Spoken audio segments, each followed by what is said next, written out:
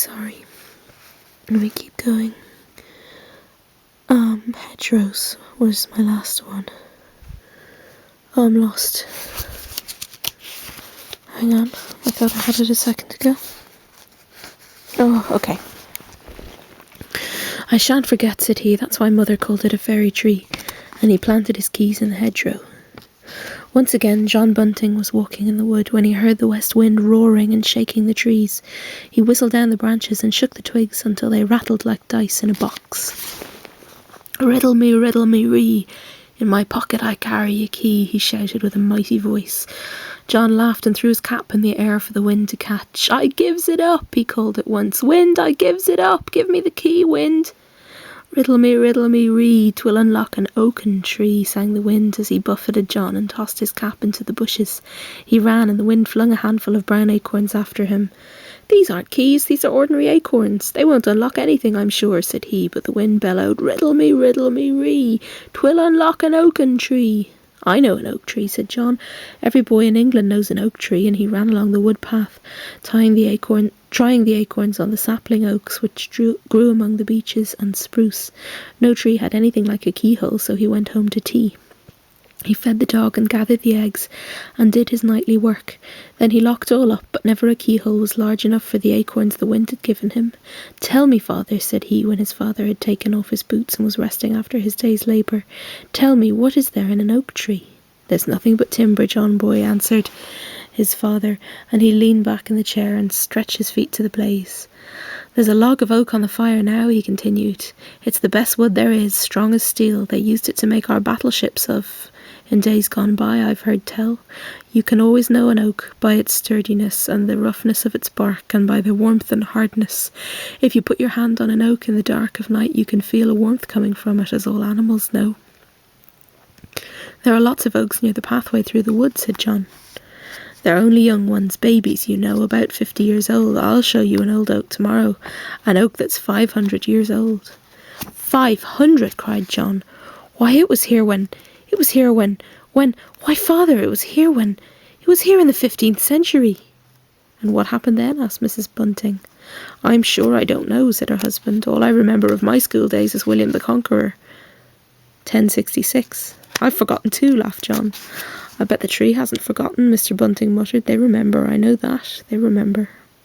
The next day father and son went off together, John full of excitement to see the ancient oak. It stood at the crossroad.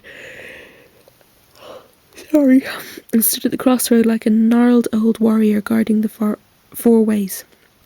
As John stood watching it, a motor car rushed by, followed by a bus and a lorry, but the tree stood with its serene gaze, staring back through the centuries.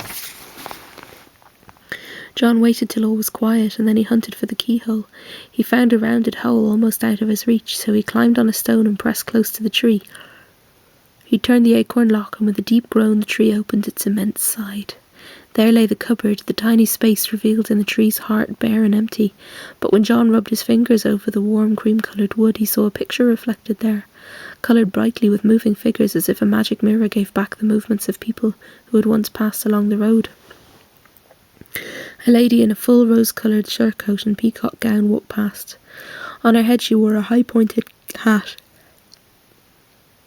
with a delicate gauzy veil which fluttered in the wind. With her walked a kind-faced countrywoman, her neck and head swathed in white wimple and hood, her stout body bulky with the thick dress she wore. Behind this pair came a friar, like a monk, his eyes to the ground, and John noticed even the footprints of their long shoes and the mark of the countrywoman's stick as they passed the tree. Then a swineherd, in ragged leather coat, drove a herd of long-legged ravenous pigs towards the oak, and they guzzled the acorns which lay scattered on the grass. John turned abruptly as he heard their squeals and cries, but nothing was there, only a robin, which sang shrilly as it sat near on a bough and watched the boy with inquisitive eyes. John turned back to the ever-changing picture inside the tree. There was a clatter of hooves and a horseman rode by, his armour flashing, and the harness jingling with bright metal. The swineherd fled, and the pigs scurried from the horse's feet. John, too, sprang from his stone in a hurry. Down the road came a labourer sitting sideways on a cart horse, which lifted its great feet proudly, conscious of the tinkling bells and the brasses on its face. The man nodded to John. "Good day," he said, and John nodded back. "How do, Bob?" He climbed up to the tree again, but the door was shut. The keyhole had gone. The tree gazed along the broad roads to north, south, east and west, watching the traffic of town and country, but all the time dreaming in its heart of the days of its youth 500 years ago. "Only the oak remembers," said John, stroking the scarred and weathered old trunk. "I know why the oak is such a mighty tree. It's because it has lived for so long and remembered the past." Then he planted the acorns in a clearing and went back to the fields to help his father.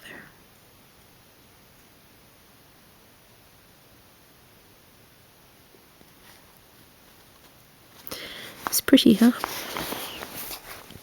There we go, the camera's working again. I don't know what was wrong with it before. Nice old book, puffin book.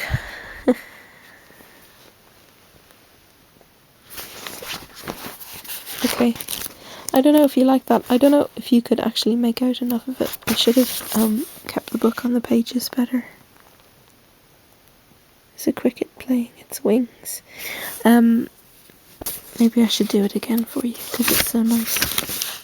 But you can ask me if you need to. What else is in here? You can tell me if anything appeals. But maybe you like the picture books better.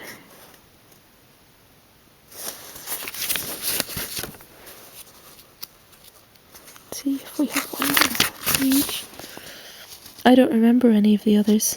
That one is the one that sticks with me. I'll have to read again. And see, it's a nice bedtime book. Alright, good night, Dan.